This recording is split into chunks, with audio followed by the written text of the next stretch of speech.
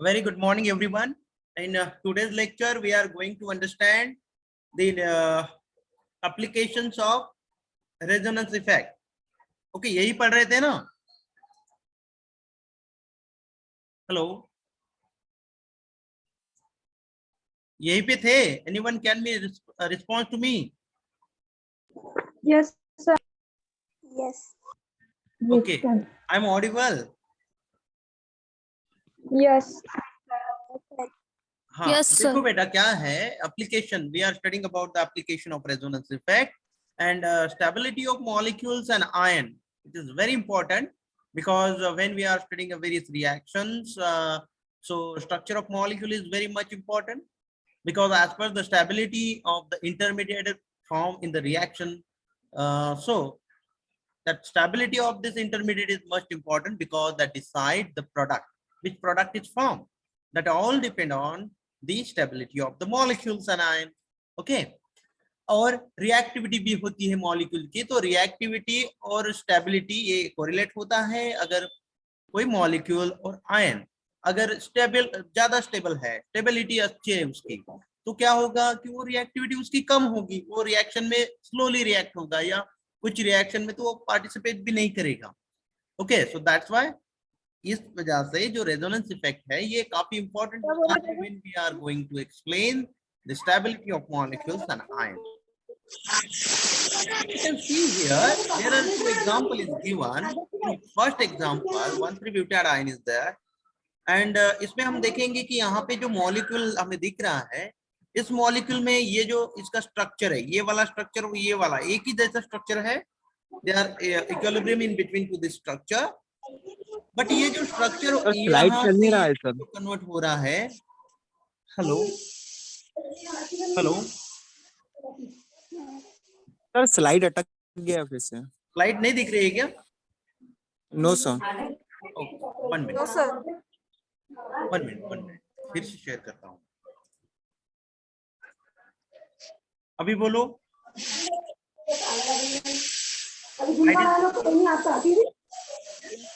Slide दिख रहा है। Yes, sir. Yes, sir.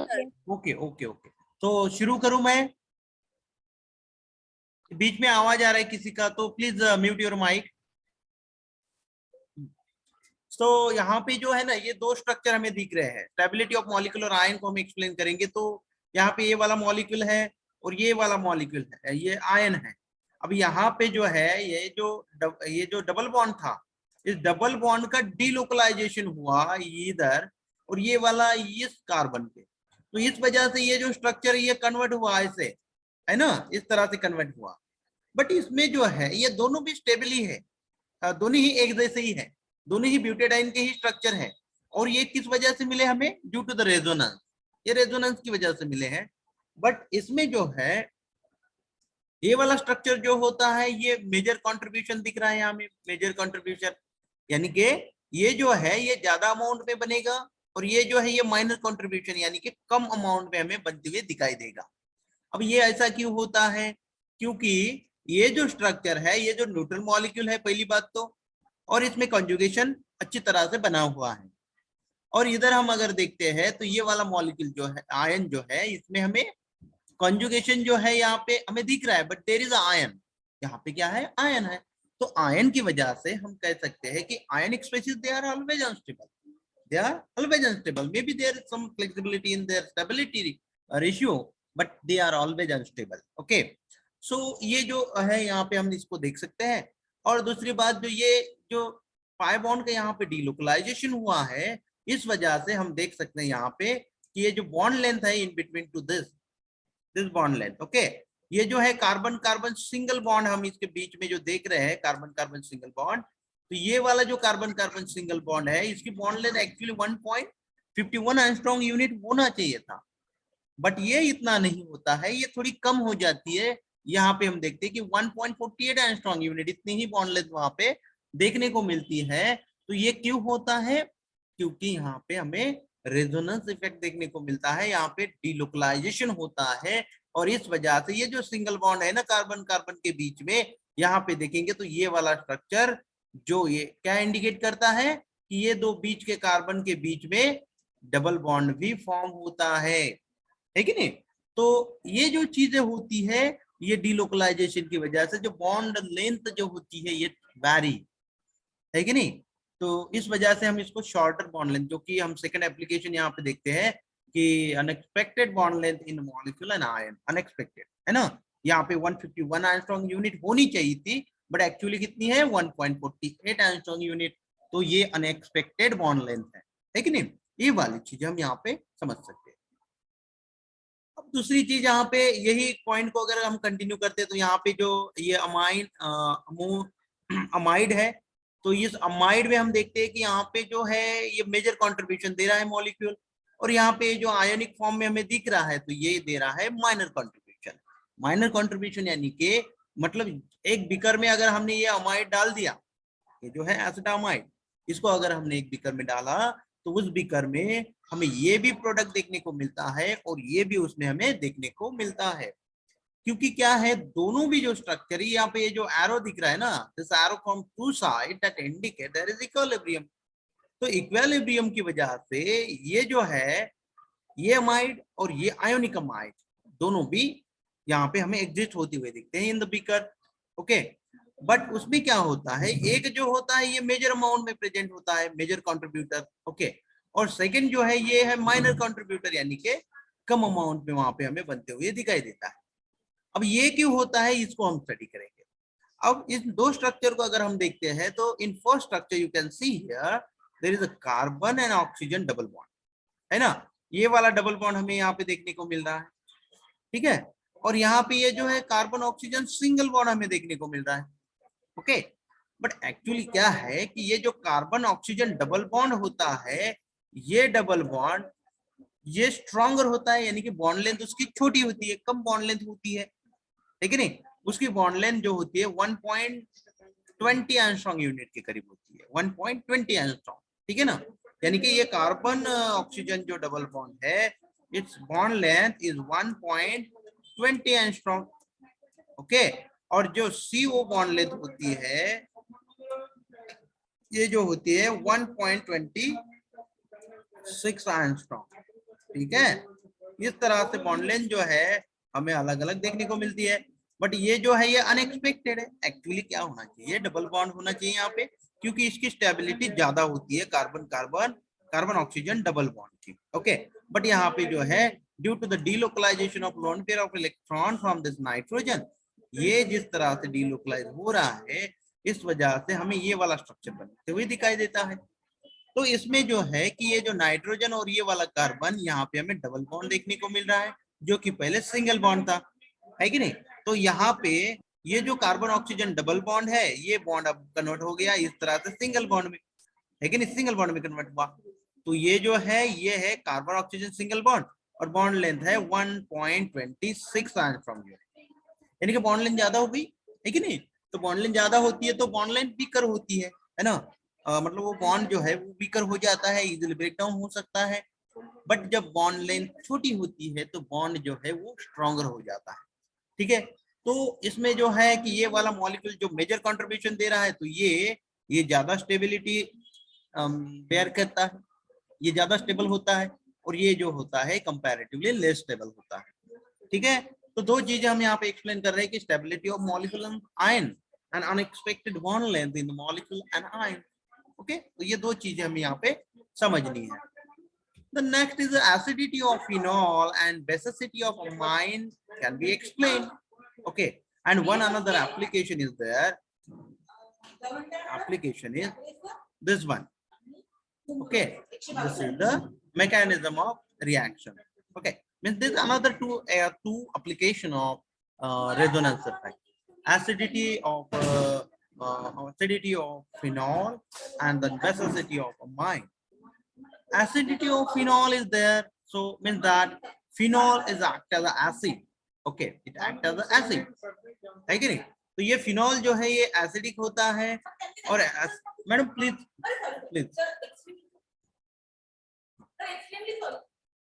मी का म्हटलं मला वाटलं की मी थांबाल, तुम्ही दोघे थांबले, sorry. So this phenol is there, so phenol, this proton it lose by the phenol, and due to loss of this proton there is a negative charge, Okay, loss of proton, and because of that there is negative charge developed, and this negative charge is delocalized with this conjugated system, है ना। यहाँ पे जो phenol का ये जो OH bond हमें दिखता है, ये OH बॉन्ड जो है यहाँ से ब्रेक डाउन हो जाता है, ठीक है ना। तो ये बॉन्ड जब ब्रेक डाउन होता है तब हमें H पॉजिटिव वहां से देखने को मिलता है, H पॉजिटिव। अब H पॉजिटिव देना यानी कि हम सबको पता है कि जब कोई मॉलिक्यूल अगर H पॉजिटिव देता है तो it become to be acidic, है ना। तो ये जो एसिडिक नेचर है उसको एक्सप्लेन करने के लिए ये जो रेजोनेंस इफेक्ट है ये हेल्प करता है। अब कैसे करता है देखो, अब ये जो फिनोलिक OH बॉन्ड है, ये OH बॉन्ड जब यहाँ से ब्रेक डाउन हो जाएगा, तो ब्रेक डाउन होता है तो ये यहाँ पे निगेटिव चार्ज डेवलप होता है ऑक्सीजन के ऊपर, ओके। और ये जो ऑक्सीजन का निगेटिव चार्ज है ये डिलोकलाइज होता है कॉन्जुगेटेड सिस्टम के साथ, ठीक है, जो हम यहाँ पे देख रहे हैं। तो ये निगेटिव चार्ज डिलोकलाइज हुआ तो यहाँ पे पहले ये निगेटिव चार्ज आ जाएगा, ठीक है। यहाँ पे फिर से डिलोकलाइजेशन होगा तो यहाँ पे आएगा, और फिर से डिलोकलाइजेशन होगा तो यहाँ पे आएगा। तो हम यहाँ पे देख सकते हैं कि जो डिलोकलाइजेशन हो रहा है नेगेटिव चार्ज का, इसे हम कहते हैं रेजोनेंस इफेक्ट, है ना। तो due to the resonance effect we get 3 canonical structure for the phenol, okay. तो ये जो 3 कैनोनिकल स्ट्रक्चर हमें यहाँ पे देखने को मिल रहे हैं, तो इस डिलोकलाइजेशन की वजह से यहाँ पे इस आयन जो है, इसको हम, ये तो आयन ही है ना, नेगेटिव चार्ज बन रहा है यानी कि आयन ही है। तो ये जो आयन हमें यहाँ पे देखने को मिल रहा है, तो इसको स्टेबिलिटी आ जाती है ना। और इस स्टेबिलिटी की वजह से जो है कि ये फिनॉल H पॉजिटिव यहाँ से दे सकता है। तो यही रीजन है कि उसकी जो एसिडिटी है फिनॉल की हम एक्सप्लेन कर सकते हैं on the basis of resonance effect, okay. और क्या है कि बेसिसिटी ऑफ अमाइन, इसी तरह से हम अमाइन की बेसिसिटी भी एक्सप्लेन कर सकते हैं। अब अमाइन जो है ये एसिडिक है कि बेसिक है? Dear student, question is here, ये जो अमाइन यहाँ पे दिख रहा है यानी कि ये एनिलीन मॉलिक्यूल हमें जो दिख रहा है, वेदर इट इज एसिडिक और basic?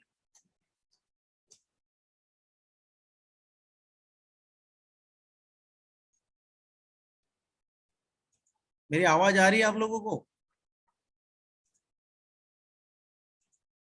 Okay, this is a basic in nature but is a weak base, okay. ये बेसिक होता है बट वीक बेस होता है क्योंकि लोन पेयर ऑफ इलेक्ट्रॉन जो यहाँ के दिख रहे हैं हमें, ये इस कंजुगेशन में भी इन्वॉल्व होती है। तो due to this involvement of this lone pair of electron in the conjugation, it is not easily available for donation, so that's why this molecule acts as a basic, but this is a weak basic in nature, okay. So this basic nature of the amine can be explained, means this aniline can be explained on the basis of resonance effect. So we can see here this lone pair of electron in the conjugation with this double bond, and is delocalized with this conjugated system or aromatic system. So you will see there is a different double bond is formed and delocalization is occurred in the ring. ये जो benzene ring है इसमें हमें delocalisation देखने को मिल रहा है, और ये जो नेगेटिव चार्ज है अब हमें अलग अलग स्ट्रक्चर में अलग अलग पोजीशन पे देखने को मिल रहा है। सो ये जो हमें एक ही मॉलिक्यूल के लिए जो अलग अलग कैनोनिकल स्ट्रक्चर देखने को मिल रहे हैं, so this is called as a resonance effect, it's all because of resonance effect. तो ये जो रेजोनेंस इफेक्ट की वजह से हो रहा है, तो हम यहाँ पे कह सकते हैं कि जो बेसिसिटी है यहाँ पे एनालिन की, इस एनालिन की बेसिसिटी को हम एक्सप्लेन कर सकते हैं on the basis of resonance effect. Then mechanism of reaction.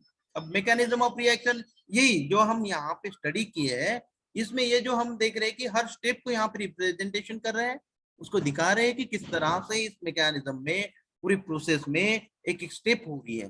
तो इस हर स्टेप को जिस तरह से हम एक्सप्लेन करते हैं, इसको कहते हैं मैकेनिज्म ऑफ द रिएक्शन, ठीक है। तो ये जो रिएक्शन की मैकेनिज्म है, इसको हम अच्छी तरह से एक्सप्लेन कर सकते हैं on the basis of resonance effect. ये स्लाइड से हम ये दो चीजें यहाँ पे समझ सकते हैं।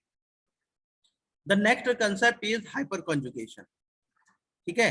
Hyper conjugation, Baker and Nathan in 1935 gives this concept is hyper conjugation. This is very simple. Up till now we studied about the delocalization of electron, distribution of electron via sigma covalent bond, via double bond, okay. मतलब हमने अभी तक जो study किया इसमें क्या किए हैं कि कोवेलेंट बॉन्ड था, ए और बी के बीच में, और इस बॉन्ड में के इलेक्ट्रॉन जो है कोवेलेंट बॉन्डेड इलेक्ट्रॉन, इसका डिस्ट्रीब्यूशन हो रहा है toward the more electronegative atom, है कि नहीं। और दूसरा जो हमने स्टडी किया, एक इलेक्ट्रोमेरिक इफेक्ट भी है, उसमें पोलैरिटी क्रिएट होती है मॉलिक्यूल में। तो ये भी डबल बॉन्ड में मॉलिक्यूल में जो हमने देखा है कि उसमें due to the incoming species जो भी हो, पॉजिटिव हो या नेगेटिव हो, वहां पे हमें एक आयोनिक स्पेसिस बनती हुई दिखाई देती है, तो पोलैरिटी क्रिएट हो जाती है। और एक कंसेप्ट था रेजोनेंस इफेक्ट, मेसोमेरिक इफेक्ट भी कहते हैं। तो उसमें हमने देखा कि नेगेटिव चार्ज ये कॉन्जुगेटेड सिस्टम के साथ, मतलब पाई बॉन्डेड के साथ में वहां पे डीलोकलाइजेशन हो रहा है। तो इस वजह से वहां पे जो इफेक्ट होता है उसे हम रेजोनेंस इफेक्ट या मेसोमेरिक इफेक्ट कहते हैं। बट अभी नेक्स्ट जो हम स्टडी करने वाले हैं, this is the hyper conjugation. Okay, ये यहाँ पे हेडिंग देते हैं हाइपर कॉन्जुगेशन। अब इसमें क्या होता है कि ना यहाँ पे ये जो CH बॉन्ड हमें दिख रहा है, ये वाला दिस CH बॉन्ड, और यहाँ पे क्या है, ये डबल बॉन्ड है। तो डबल बॉन्ड के एडजेसेंट कार्बन पे यहाँ पे जो ये CH बॉन्ड है, दिस CH बॉन्ड डीलोकलाइज, ये डीलोकलाइजेशन में पार्टिसिपेशन होता है along with this double bond. ठीक है, ये डबल बॉन्ड के साथ में। तो हम यहाँ पे देख सकते हैं किस तरह से होता है। तो हम कहेंगे कि ये जो सिग्मा बॉन्ड है, sigma bond of hydrogen delocalized with the pi bond, and due to this delocalization we see here, you can see there is a H positive is come out from the molecule। क्या दे रहा है, ये H positive यहाँ से हमें बाहर आते हुए दिखाई देता है। तो इसका मतलब क्या हुआ कि ये जो CH बॉन्ड है, यहाँ पे हम देख रहे हैं कि ये वाला CH बॉन्ड जो है, ये वाला CH बॉन्ड ये वाले पाई बॉन्ड के साथ में डीलोकलाइजेशन होता है। तो तो ये कोवेलेंट बॉन्ड यहाँ पे डीलोकलाइज होगा ये वाले पाई सिस्टम के साथ में। तो इसे कहेंगे हम हाइपर कॉन्जुगेशन इफेक्ट। ठीक है, तो इसको delocalisation of sigma bonded electron with the pi bond called as hyperconjugation, इस तरह से हम उसको डिफाइन कर सकते हैं। Sigma bonded electron of alpha CH bond, यानी कि अल्फा यानी कि ये डबल बॉन्ड जो है, इसको लग के ये पहला वाला जो कार्बन है, this is the alpha carbon. Okay, so this alpha carbon, और यहाँ पे हाइड्रोजन वो है अल्फा हाइड्रोजन, यानी कि अल्फा CH बॉन्ड भी कह सकते हैं। तो ये जो है ये डीलोकलाइज होता है with the double bond system, यानी कि ये वाला जो सिस्टम है यहाँ पे कार्बन कार्बन डबल बॉन्ड, इसके साथ में जो है इसका डीलोकलाइजेशन होगा, और इस वजह से यहाँ पे हाइपर कॉन्जुगेशन हमें देखने को मिलता है। अब देखो ये क्यों होता है, इसको भी हम अच्छे से समझेंगे। यहाँ पे देखो ये वाली डायग्राम देखो, यहाँ पे ये जो ऑर्बिटल डायग्राम हमें दिख रही है यहाँ पे, तो ये जो कार्बन है, ये वाला कार्बन, अब देखो ये वाला कार्बन और ये वाला कार्बन, इन दोनों के बीच में क्या है, डबल बॉन्ड है। तो हम यहाँ पे ड्रॉ करते हैं इस तरह से, ये है कार्बन कार्बन डबल बॉन्ड, है ना। इस तरह से कार्बन की एक लूप जो कि पाई बॉन्ड फॉर्म कर रही है ना। और यहाँ पे इसको अटैच है एक कार्बन, जो कि कार्बन और हाइड्रोजन के बीच में एक बॉन्ड है, और वो जो है वो अल्फा पोजीशन पे बॉन्ड है ना। और यहाँ पे ये जो पाई बॉन्डेड, ये जो पाई बॉन्ड की ऑर्बिटल है ये वाले कार्बन की, तो हम यहाँ पे देख सकते हैं कि ये जो ऑर्बिटल है यहाँ पे, ये पाई बॉन्डेड ऑर्बिटल, और यहाँ की ये जो है CH बॉन्ड, है ना। अब क्या होता है, हमें पता है कि ये जो कार्बन कार्बन डबल बॉन्ड जो होता है, इसके हम जो शेडेड लाइन जो होती है, शेडेड लोब जो होते हैं इस तरह से, तो ये एक साइड में दिखा देते हैं, है ना, और दूसरे साइड में जो होता है वो ब्लैंक होता है। इसका मीनिंग क्या होगा कि जो बॉन्डेड इलेक्ट्रॉन होंगे वो एक साइड में होंगे, कोई ऊपर भी हो सकते हैं या इधर नीचे की साइड में भी हो सकती है। बट ये जो है, ये जो पाई बॉन्डिंग है, तो ये पाई बॉन्डिंग में दो टाइप की मॉलिक्यूलर ऑर्बिटल होती है। एक होती है पाई बॉन्डिंग मॉलिक्यूलर ऑर्बिटल, और दूसरी होती है पाई एंटी बॉन्डिंग मॉलिक्यूलर ऑर्बिटल, है ना। अब इसमें बॉन्डिंग में कोई प्रॉब्लम नहीं, बॉन्डिंग में इलेक्ट्रॉन होते हैं, बॉन्डिंग जो ऑर्बिटल होती है उसमें होते हैं इलेक्ट्रॉन, और जो एंटी बॉन्डिंग होती है उसमें होते हैं, वहां पे कोई इलेक्ट्रॉन नहीं होते, क्योंकि वो वैकेंट होती है और हायर एनर्जी लेवल होती है ना। तो इस वजह से क्या होता है, ये जो CH बॉन्डेड इलेक्ट्रॉन है, ये एंटी बॉन्डिंग ऑर्बिटल जो है वहां पे चले जाते हैं। ठीक है, और एंटी बॉन्डिंग में क्यों चले जाते हैं, क्योंकि ये कोलिनियर है, एक ही प्लेन में है ना। ये देखो एक ही प्लेन में है, एक ही साइज में है, तो इस वजह से यहाँ पे ओवरलैपिंग होना पॉसिबल होता है, और इस ओवरलैपिंग की वजह से ये नया बॉन्ड यहाँ पे इन दो कार्बन के बीच में हमें देखने को मिलता है। हम यहाँ पे देख सकते हैं, ये देखो this is the carbon carbon double bond, ठीक है ना। यहाँ पे डबल बॉन्ड दिख रहा है और यहाँ का जो डबल बॉन्ड था ये बॉन्ड ब्रेक होके यहाँ पे सिंगल बॉन्ड बन जाएगा फिर से, और यहाँ पे निगेटिव चार्ज हो गया। और जैसे यहाँ पे निगेटिव चार्ज होता है तो यहाँ से H जो है, ये वाला H जो है ये एज H पॉजिटिव करके वहां से निकल जाता है। This is the H positive. Okay, तो ये जो है ये सारा जो है इसे हम हाइपर कॉन्जुगेशन कहते हैं। ठीक है, हाइपर कॉन्जुगेशन। अब आगे देखते हैं कि there is no real bonding between C3 and C1 atom even though there is charges. अब देखो ये वाला कार्बन जो है, ये वाला फर्स्ट, इसको हम सेकंड कहेंगे और इसको हम थर्ड कहेंगे। अब इसमें ये जो हो रहा है पूरा डिलोकलाइजेशन हमें देखने को मिल रहा है, बट यहाँ पे कोई बॉन्डिंग फॉर्म नहीं हो रही है ना, क्योंकि हम देखेंगे कि यहाँ पे ये जो आयन बन रहा है नेगेटिव चार्ज और यहाँ पे पॉजिटिव चार्ज H पॉजिटिव करके बाहर निकल रहा है, but there is no any extra bonding is formed in between to C1 and C3। यहाँ पे कोई बॉन्डिंग हमें देखने को नहीं मिलती इन between to C1 and C3। ठीक है, तो ये सिर्फ यहाँ पे क्या होता है, जो CH बॉन्डेड इलेक्ट्रॉन जो है, ये बॉन्डेड इलेक्ट्रॉन पाई बॉन्ड के साथ डिलोकलाइजेशन हो जाता है और H जो है एज H पॉजिटिव वहां पे साइड में आ जाता है। तो बस इतना ही है हाइपर कॉन्जुगेशन। अब ये जो है इसका इंपॉर्टेंट क्या है, जो रिलेटिवली स्टेबिलिटी ऑफ कार्बोकैटायन होती है या कार्बोनायन होती है या इंटरमीडिएट की स्टेबिलिटी होती है, इसको एक्सप्लेन करने के लिए हाइपर कॉन्जुगेशन इफेक्ट काफी इंपॉर्टेंट होता है। अब इसको हम यहाँ नहीं स्टडी करेंगे, हम इसको अच्छी तरह से जो कार्बोकैटायन का कंसेप्ट है यानी कि इंटरमीडिएट, उसमें अच्छे से स्टडी करेंगे। और यहाँ पे इतना ही समझना है कि जितने नंबर ऑफ CH बॉन्ड जो है, ये जो कि हाइपर कॉन्जुगेशन में जाने वाले होते हैं, इनकी नंबर जितने ज्यादा हो उतनी ज्यादा स्टेबिलिटी वहां पे हमें देखने को मिलती है। ठीक है, अब ये एग्जांपल यहाँ पे ये देखो, ये कार्बोकैटायन है जो कि प्राइमरी कार्बोकैटायन है ना। यहाँ पे एक पॉजिटिव चार्ज, अब इस पॉजिटिव चार्ज के साथ में यहाँ पे है एक मिथिल ग्रुप, है कि नहीं। अब ये जो मिथिल ग्रुप है, इस मिथिल ग्रुप को होते हैं 3 हाइड्रोजन, यहाँ पे देखेंगे हम, जो कि ये 3 हाइड्रोजन जो है ये हाइपर कॉन्जुगेशन में जा सकते हैं। ठीक है, ये वाला है कार्बोकैटायन, ये वाला कार्बन, तो यहाँ पे ये एक हाइड्रोजन जा सकता है, ये भी जा सकता है और ये भी जा सकता है, यानी कि तीनों भी हाइड्रोजन यहाँ पे हाइपर कॉन्जुगेशन में चले जाएंगे और यहाँ पे हमें इस तरह से स्ट्रक्चर बनते हुए दिखाई देगा। यानी कि ये वाला जो पॉजिटिव चार्ज है, इस पॉजिटिव चार्ज को स्टेबलाइज करने का काम जो है ये CH बॉन्ड करता है। तो यहाँ पे टोटल कितने 3 CH बॉन्ड होते हैं, तो 3 CH बॉन्ड की वजह से यहाँ पे हमें जो स्टेबिलिटी है वो देखने को मिलती है।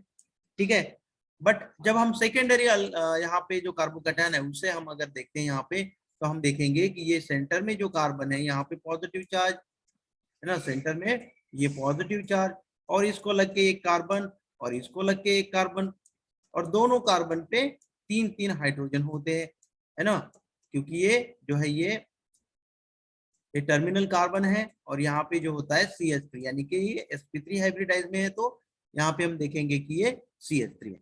तो ये जो पूरे यहाँ के इस साइड के 3 CH बॉन्ड और इस साइड के 3 CH बॉन्ड, तो टोटल हुए 6 CH बॉन्ड जो है ये CH बॉन्ड ये सेकेंडरी कार्बोकैटायन को स्टेबलाइज करते हैं, सेकेंडरी वाले। ठीक है, इस तरह से। तो ये जो हुआ ये हुआ सेकेंडरी के लिए। और टर्चरी की जब बात करते हैं हम, तो टर्चरी में क्या होता है कि एक कार्बन जो होता है उस कार्बन को लग के यहाँ पे 3 कार्बन और होते हैं और इस 3 कार्बन को 3 यहाँ पे हमें हाइड्रोजन देखने को मिलते हैं। ठीक है, इस तरह से। तो यहाँ पे टोटल कितने हुए 9 CH बॉन्ड होते हैं, 9 CH बॉन्ड। तो हम कह सकते हैं कि यहाँ पे 9 CH बॉन्ड होने की वजह से ये जो टर्चरी कार्बोकैटायन है, ये कार्बोकैटायन ये ज्यादा स्टेबल होता है एज कंपेयर टू सेकेंडरी और एज कंपेयर टू प्राइमरी। ठीक है, तो यहाँ पे हम रुक जाते हैं और नेक्स्ट स्टेज में नेक्स्ट कंसेप्ट देखते हैं। ठीक है, तो I hope you understand this all concept, and if you have any question query you can ask me.